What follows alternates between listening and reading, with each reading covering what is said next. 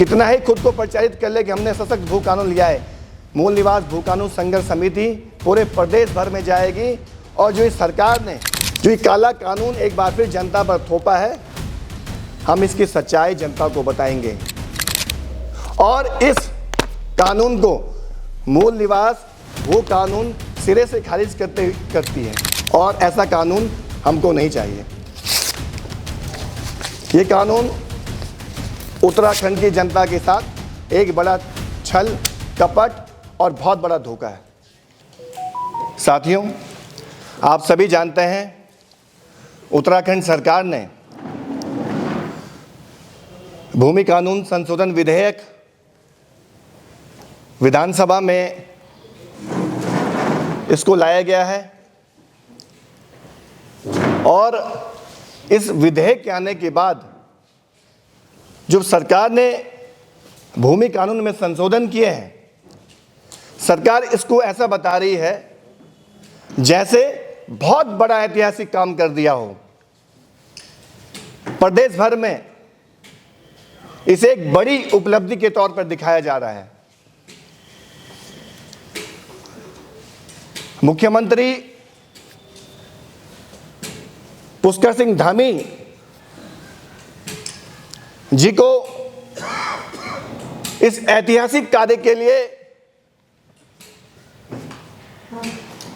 भाजपा के कार्यकर्ता बधाई दे रहे हैं। मैं मीडिया के साथियों से कहना चाहता हूं, भूमि कानूनों में जो संशोधन किए गए हैं, इन संशोधनों के बाद इस राज्य में जमीनों को लूटने के और भी रास्ते खोल दिए गए हैं। कैसा कानून आप इस राज्य की जनता पर थोप रहे हो, इस बात की पड़ताल आज हम करेंगे।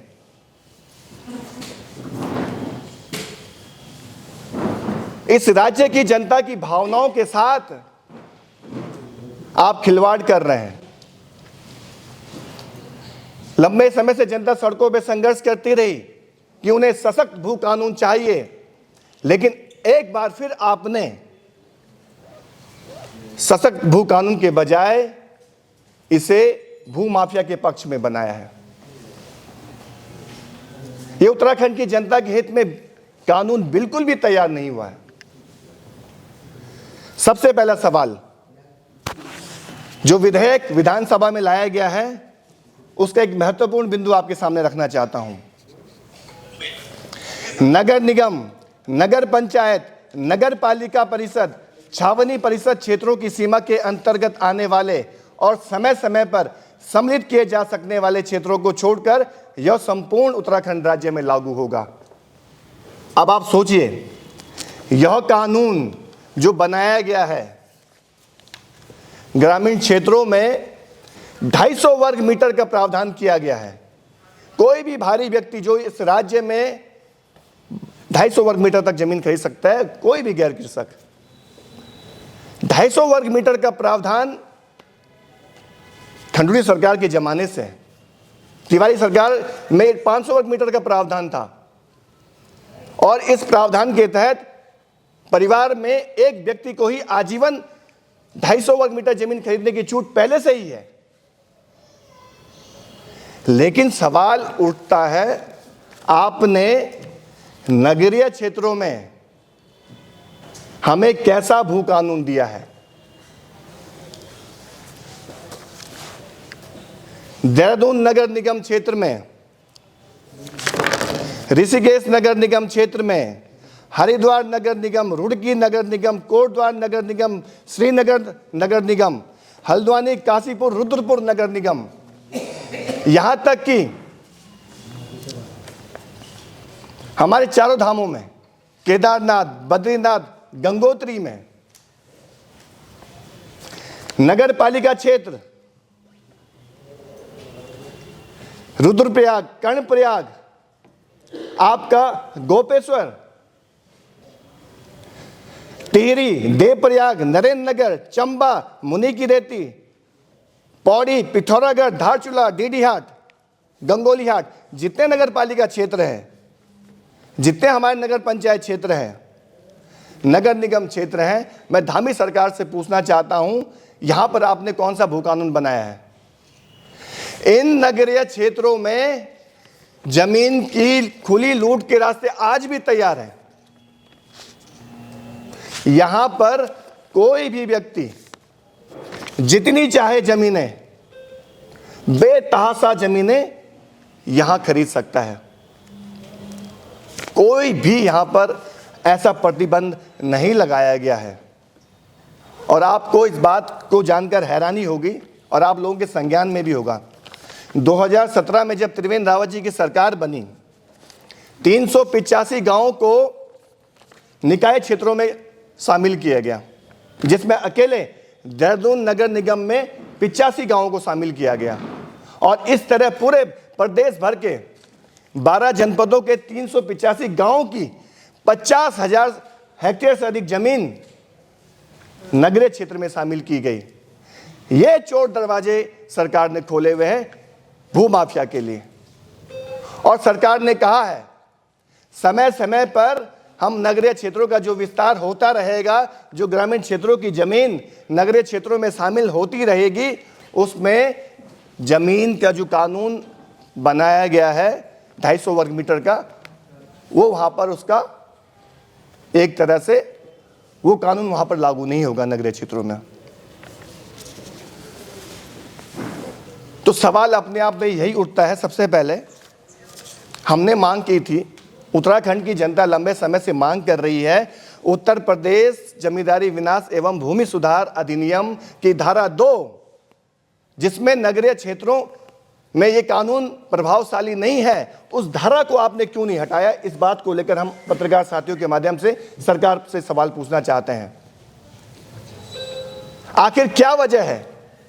आप नगरीय क्षेत्रों में जो हमारी प्राइम लैंड है, जहां पर हमारी अपनी ऐसी जमीनें हैं, वो आप भूमाफिया के हाथों, वो आप बाहर के लोगों के हाथों में आप सौंप रहे हैं। और पूरे प्रदेश भर में आप देखेंगे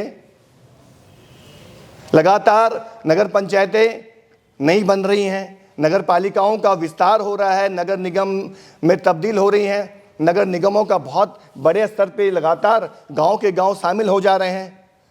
तो ये भू कानून किसके लिए है? आपने गांव के गांव नगर निगमों में, नगर पालिकाओं में, पंचायतों में शामिल कर दिए, तो आप भू कानून ला किसके लिए रहे हैं? ये सवाल मैं आपके माध्यम से धामी सरकार से पूछना चाहता हूं। और मैं तमाम उन विधायकों से भी कहना चाहता हूं, अगर आपका जमीर जिंदा है, अगर आपके अंदर स्वाभिमान है और आपने इस माटी में जन्म लिया है, तो आप इस कानून का विरोध कीजिए। एक भी विधायक अभी तक हमारे संज्ञान में नहीं आया है जिन्होंने इस कानून का विरोध किया हो। सबसे महत्वपूर्ण बिंदु आप लोगों के माध्यम से हम ये कहना चाहते हैं, सरकार जल्द से जल्द भूमि सुधार कानून की जो धारा 2 है उसको तुरंत हटाए।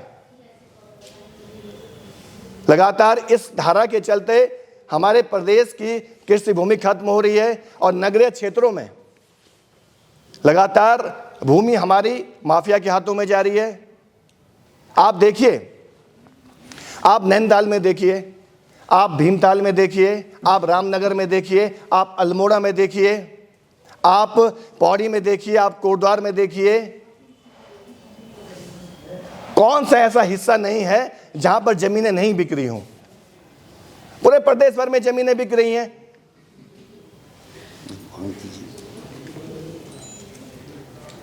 तो आज सवाल इसी बात को लेकर है कि सरकार सबसे पहले इस धारा को 2 को खत्म करे और पूरे प्रदेश में, चाहे ग्रामीण क्षेत्र हो चाहे नगरीय क्षेत्र हो, एक जैसा कानून होना चाहिए। ऐसा नहीं कि नगरीय क्षेत्र में आपने पूरी तरह से छूट दे दी और ग्रामीण क्षेत्र में आपने 250 वर्ग मीटर का प्रावधान रखा है। एक तरह का कानून होना चाहिए। आप जब समान नागरिक संहिता की बात करते हैं तो भूमि कानून भी समान होना चाहिए, हम सरकार से कहना चाहते हैं।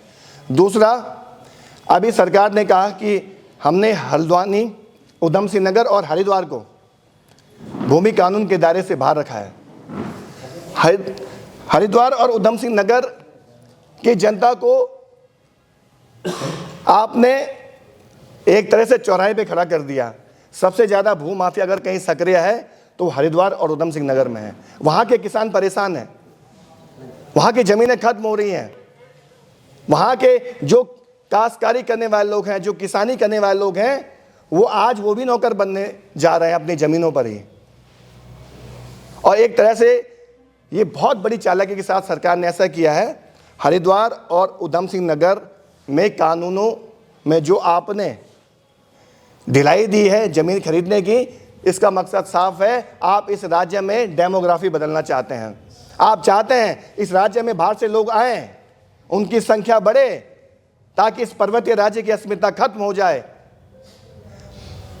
तय मानकर चलिए, हरिद्वार उधम सिंह नगर में जिस तेजी से जनसंख्या आगे बढ़ती रहेगी और बाहर से लोग वहां आते रहेंगे, जमीन खरीदते रहेंगे, तो जो आगे आने वाले समय में परिसीमन होने जा रहा है, तय है कि वहां पर 10 से 12 सीटें और बढ़ सकती हैं।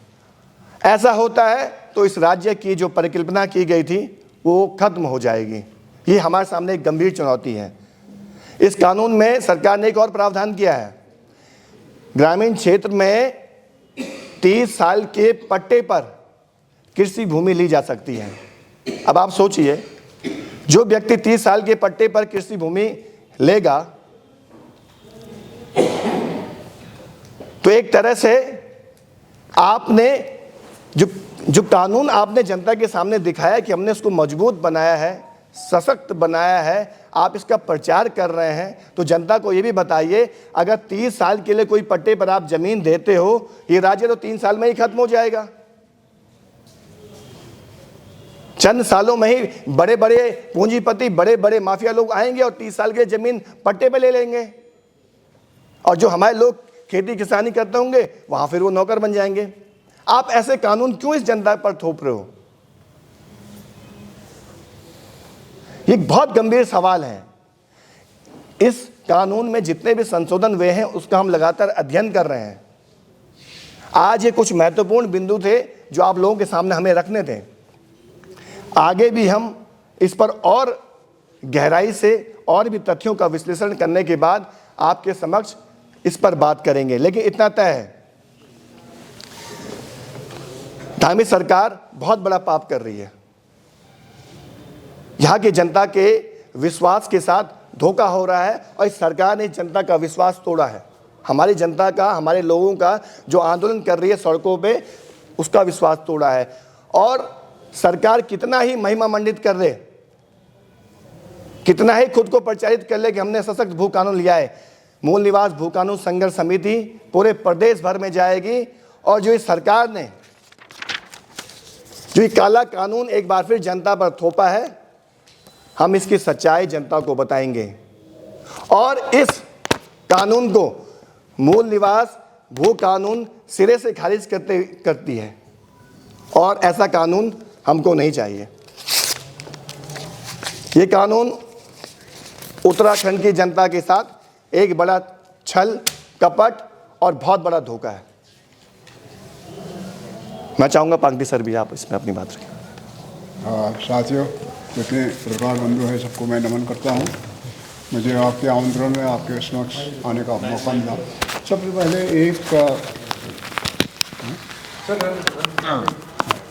सबसे पहले एक जो बेसिक एक इसमें एनोमली है उसके बारे में आपका ध्यान आकर्षित करता हूँ। इससे पहले भी इस कानून को, भू कानून में तत्कालीन मुख्यमंत्री त्रिवेंद्र सिंह रावत जी ने संशोधन किया था। तो उस संशोधन में यहाँ जो कानून लागू था, भू कानून, उसका नाम क्या था, और आज जिस कानून का यहाँ संशोधन किया उसके नाम में परिवर्तन है। इसका अभी थपलियाल जी के मोबाइल में उसका जिक्र है, पुराने में हमने पढ़ा उसको।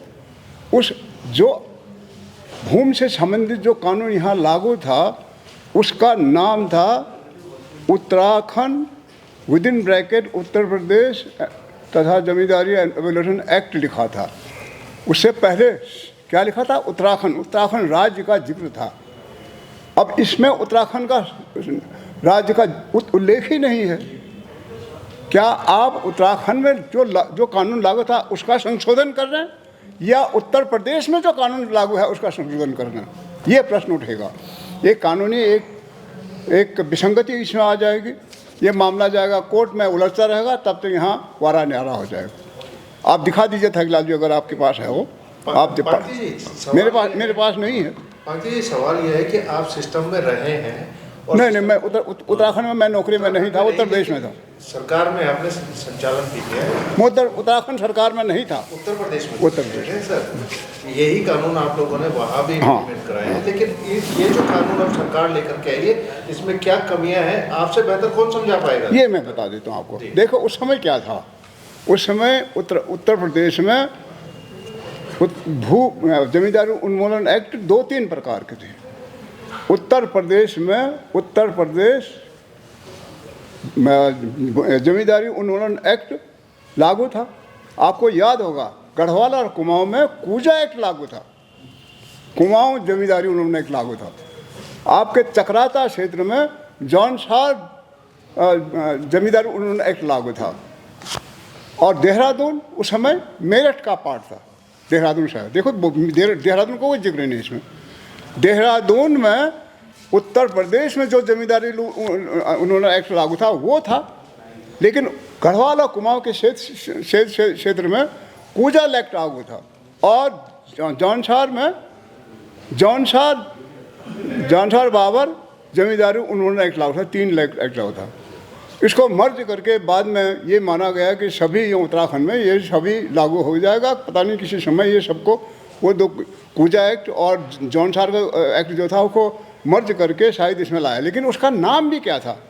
उत्तराखंड विदिन ब्रैकेट जमींदारी उन्मूलन एक्ट लागू था। इसमें उत्तराखंड का जिक्र है ही नहीं। आप पढ़िए इसमें क्या लिखा है। इसमें ही लिखा है, इसका हेडिंग है उत्तराखंड। उत्तराखंड ये ऊपर ये एक्ट ऊपर तो लिखा है इसमें, लेकिन इसमें एक्ट को जो अमेंड कर रखा है इन्होंने, ये उत्तराखंड ये लिखा है ना,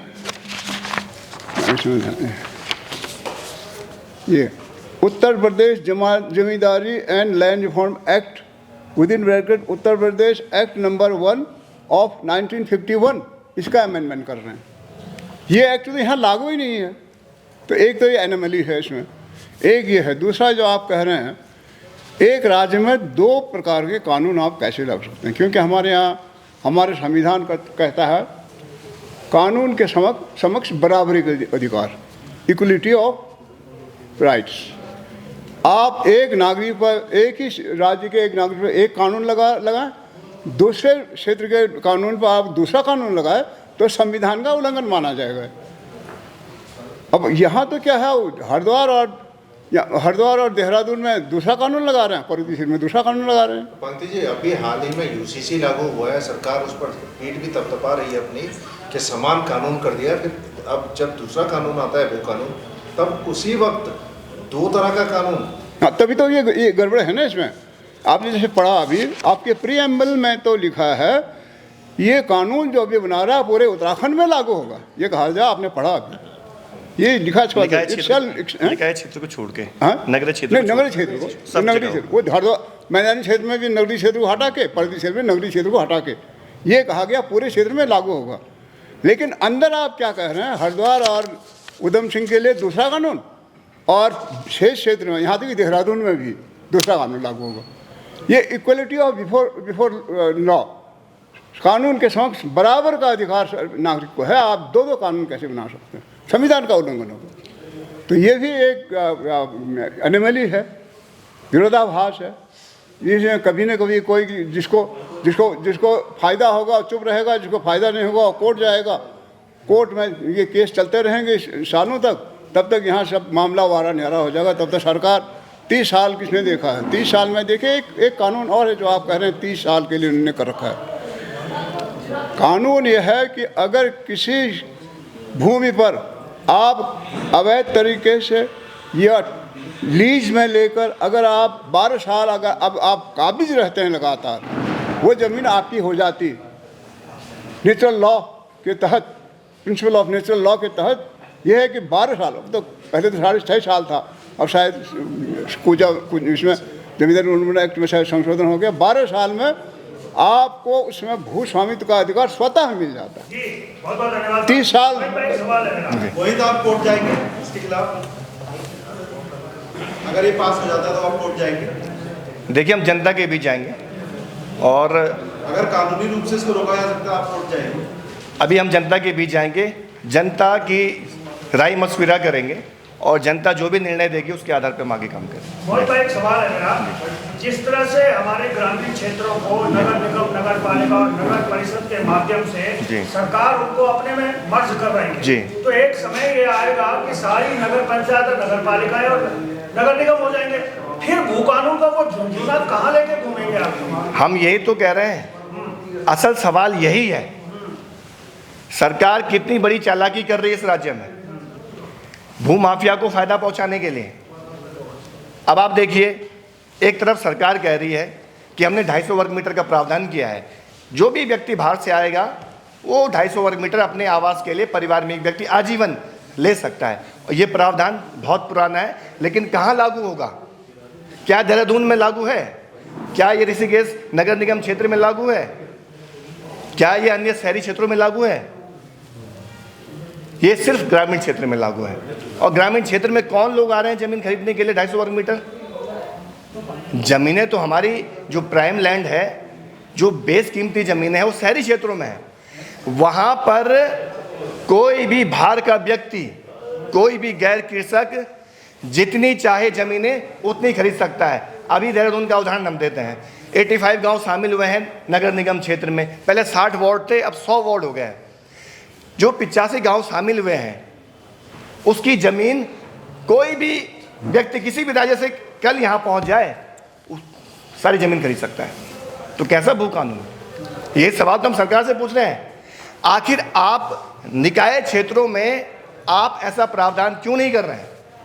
निकाय क्षेत्रों को आप बाहर क्यों कर रहे हैं इस कानून से? ये अपने आप में बड़ा सवाल है। एक सवाल और है मेरा जी, मान लीजिए उधम सिंह नगर और हरिद्वार में कोई दिल्ली का आदमी जमीन खरीद लेता है जी, कानून वहाँ तो लागू नहीं है जी, और कुछ सालों बाद वही व्यक्ति फिर पौड़ी में आकर जमीन खरीद लेता है। पहले उसने उधम सिंह नगर में खरीदी, कुछ साल बाद वो यहीं का हो गया, उसके बाद में वो पौड़ी में खरीदता है, अन्य 11 जिलों में खरीदता है, तो क्या होगा मोहित भाई? देखिए, अपने आप में गंभीर सवाल है। और जमीन खरीदने के लिए 250 वर्ग मीटर का प्रावधान तो ग्रामीण क्षेत्र में है। शहरी क्षेत्र में आप कह रहे हैं कि उधम सिंह नगर में और हरिद्वार में कोई ज़मीन खरीदता है, माना। मैं ही कह रहा हूँ, ग्रामीण क्षेत्र में जो हमारे कस्बे हैं, जो हमारे शहरी क्षेत्र हैं, जो पर्वतीय इलाकों में हैं, वहाँ तो कोई भी खरीद सकता है। वहाँ ऐसा कोई कानून नहीं है कि वहाँ कोई हम किसी को रोक दें। माना मैं रुद्रप्रयाग जनपद से आता हूँ, मैं रुद्रप्रयाग नगर पालिका में, वहाँ पर कोई भी दिल्ली का व्यक्ति, कोई भी हरियाणा का व्यक्ति, यूपी का व्यक्ति रुद्रप्रयाग नगर पालिका के सीमा में ज़मीन खरीद सकता है। तिलवाड़ा में खरीद सकता है, उखीमठ नगर पंचायत में खरीद सकता है, वो गैरसैंण में खरीद सकता है, वो पिथौरागढ़ में खरीद सकता है, वो भीमताल रामनगर कहीं भी खरीद सकता है जहाँ नगर निकाय क्षेत्र है। कैसा भू कानून? सरकार से ये तो सवाल हम पूछ रहे हैं, आपने कानून किसके लिए बनाया? अपने आप में गंभीर सवाल है। और नगरीय क्षेत्रों का विस्तार तेजी से हो रहा है, और गांवों की जमीन हमारे नगरीय क्षेत्रों में समाहित हो रही है। और इसका मतलब ये कानून झुंझुना है, जनता के साथ धोखा है, फरेब है। और ये जो पाप किया है, धामी सरकार जो पाप कर रही है, इससे पूर्व की सरकार ने जो पाप किया है, इसका जवाब इनको जनता को देना पड़ेगा। हम लोग पूरे प्रदेश भर में जाएंगे, इनकी काली करतूतें, इनके काले कानून जनता के समक्ष एक स्पष्टीकरण इसी बिंदु पे कानून आया है, सिर्फ ग्रामीण क्षेत्रों के लिए आया है, जिसमें ना तो हरिद्वार है, ना उधम सिंह नगर है, और ना ही वो नगर निगम है, ना ही वो है, वो इलाके हैं जो अभी यहाँ कैटेगरी में नहीं। देखिए, आप, मेरा गांव है, ग्रामीण क्षेत्र से हम लोग आते हैं, दूरस्थ इलाके मेरे गांव है। एक व्यक्ति आज तक उस गांव में 250 वर्ग मीटर की जमीन खरीदने नहीं आया, एक भी व्यक्ति। क्यों आएगा? उसको उस जमीन से कोई फायदा नहीं है। जमीन से फायदा कहाँ है? नगरीय क्षेत्रों में, पर्वतीय क्षेत्र के नगरीय क्षेत्र, शहरी क्षेत्रों के नगरीय क्षेत्रों में, निकाय क्षेत्रों में, वहीं तो हर कोई व्यक्ति जमीन खरीद रहा है। जो कानून बना है ग्रामीण क्षेत्र के लिए बना है 250 वर्ग मीटर का। निकाय क्षेत्रों में ये कानून लागू क्यों नहीं है, ये सवाल पूछने आए हैं। इसका मतलब ये कानून रद्दी है, इसको हमने रद्दी की टोकरी में डाल दिया है और जनता भी आने वाले समय में सरकार को उसका जवाब देगी। आप इसके प्रयास में क्या करेंगे? देखिए, हम जनता के बीच आएंगे, उनको सच्चाई बताएंगे सरकार कर क्या रही है। सरकार अपना प्रचार कर रही है, तमाम नेशनल मीडिया में, रीजनल मीडिया में खबरें क्या दिखाई जा रही हैं, मजबूत भू कानून आ गया है। हमने ऐसा भू कानून तो मांगा ही नहीं है। हमने जिस भू कानून की बात की, इस राज्य की अस्मिता संसाधन बचाने की, यहाँ अतिक्रमण रोकने की, यहाँ के नदी नाले खालों को बचाने की जो हमने बात की, उस पर सरकार ने काम कहाँ किया, इस सवाल हम पूछने आए हैं। निगरी जी, आपने जो व्याख्या दी है, मतलब ये मजबूत भू कानून, ये मजबूर ये भू कानून है। और एक सवाल हो रहा है कि 250 वर्ग मीटर जो जमीन है, एक ही व्यक्ति कितनी जगह खरीद सकता है? देखिए, 250 वर्ग मीटर में तो प्रावधान पहले से तय है, परिवार का एक व्यक्ति आजीवन खरीद सकता है। हालांकि इसमें भी बहुत सारे लोगों ने अपने रिश्तेदारों के नाम जमीन की है, उसमें पहले भी बहुत कमियां रही हैं, लेकिन सवाल अपनी जगह आज भी कायम है जो हम उठा रहे हैं नगरीय क्षेत्र का। वहाँ पर तो 250 वर्ग मीटर का प्रावधान ही नहीं है। वहाँ पर तो हरियाणा, यूपी, बिहार, प्रदेश के किसी भी हिस्से से कोई भी व्यक्ति आ सकता है और जितनी चाहे जमीनें खरीद सकता है। आपका नगर पालिका क्षेत्र कौन सा है? तो वहाँ भी कोई भी व्यक्ति जमीन खरीद सकता है, वहाँ कोई रोक नहीं है।